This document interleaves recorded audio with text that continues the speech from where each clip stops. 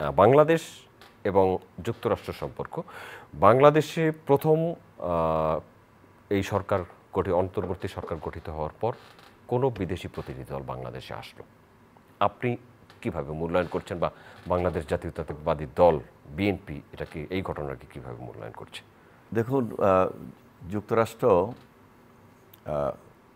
বরাবরই বাংলাদেশের সঙ্গে একটা সুসম্পর্ক রয়েছে যুক্তরাষ্ট্রের সঙ্গে, এবং পৃথিবীর একটা বৃহত্তম গণতান্ত্রিক দেশ, যেখানে গণতন্ত্রের পথে যদি আমরা যেটা চিন্তা করি সব সময়, সেখানে শিখার জানার অনেক কিছু রয়েছে। এই যুক্তরাষ্ট্রের সঙ্গে বাংলাদেশের একটা দীর্ঘদিনের বন্ধুত্বমূলক সম্পর্ক রয়েছে, এবং আমরা বিগত দিনগুলোতে অনেকভাবে লক্ষ্য করেছি বাংলাদেশের গণতন্ত্রের সংগ্রামে তাদের যথেষ্ট অবদান রয়েছে। অনেক সময় অনেক পরামর্শ দিয়েছেন, অনেক সময় আমাদের সঙ্গে বিভিন্ন ধরনের আলোচনা অংশগ্রহণ করেছেন। তাছাড়া বাংলাদেশের অর্থনীতির ক্ষেত্র সবচেয়ে বড় পার্টনার এই যুক্তরাষ্ট্র। অর্থনীতি এবং বাণিজ্য, অর্থনীতি এবং বাণিজ্য কয়েকটা পার্ট আছে। যদি গণতান্ত্রিক প্রেক্ষাপট আমরা প্রথমেই বলি, বিগত আন্দোলন সংগ্রামে সবচেয়ে বেশি তারা বাংলাদেশ সফর করেছেন। সেই সময়ের সরকারকে বলার চেষ্টা করেছেন, আমরা যারা বিরোধী আন্দোলনে ছিলাম আমাদের সঙ্গে বসেছেন, কথা বলেছেন, বাংলাদেশের গণতন্ত্র, মানবাধিকার সব কিছু নিয়ে ওই ফ্যাসিবাদী শাসকদেরকে আমাদের কথাগুলো তাদের মাধ্যমে দেশবাসীর পক্ষে তুলে ধরেছেন। আসলে কিন্তু যদি বাংলাদেশের গণতন্ত্র নিয়ে এই ফ্যাসিবাদী বা কর্তৃত্ববাদী শাসক শুনত, তাহলে বাংলাদেশের চিত্র অনেক আগ থেকেই হয়তো অন্যরকম হতে পারত। কিন্তু শুনেন নাই, একঘেয়েমি, এক ব্যক্তির শাসন করে বাংলাদেশটাকে ধ্বংসের পথে নিয়ে গিয়েছেন।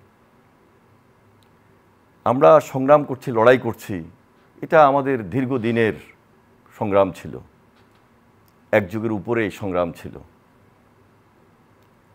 আমরা বারবার চেষ্টা করেছি যে এই ফ্যাসিবাদী শাসককে আমাদের বক্তব্য, আমাদের কথাবার্তা একটা গণতান্ত্রিক আলোচনার মধ্য দিয়ে এই দেশটাকে কিভাবে এগিয়ে নেওয়া যায় সেই কথাগুলোকে বারবার স্মরণ করিয়ে দিতে।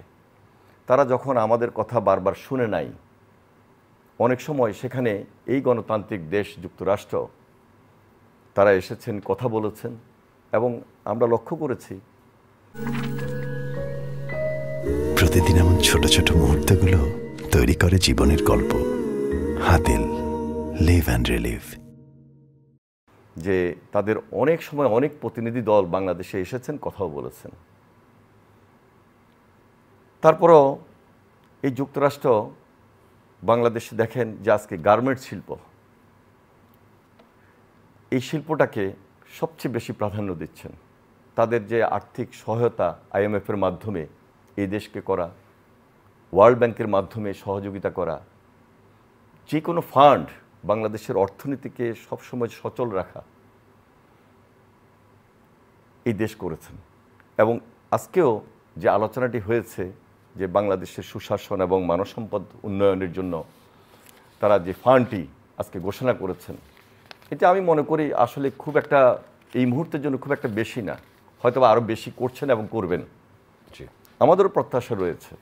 সুতরাং এই কথাটা আমি এইভাবে বলতে পারি যে যুক্তরাষ্ট্রের সঙ্গে বাংলাদেশের একটা মানুষের যে সেন্টিমেন্ট, গণতান্ত্রিক চিন্তা চেতনার থেকে এটা মিল আছে বলেই দুই দেশের মধ্যে একটা বন্ধুত্বমূলক সম্পর্ক রয়েছে।